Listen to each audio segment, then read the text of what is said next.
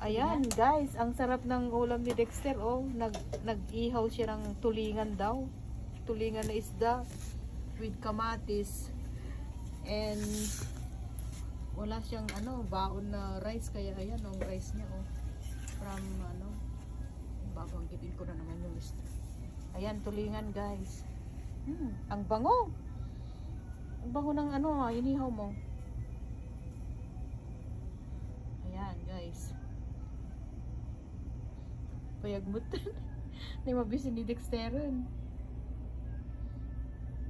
Ayun ang rice niya. May egg, may tocino. Ano ba to? Sausage, spam. Kamatis with salt and all the tulingan. Oh, nagmaya pa di pa ang ganda pa ng ang ganda pa ng pagkaihaw, Ayan, guys, tulingan. Dali lang, Dexter, angan-nganin. Ganganin.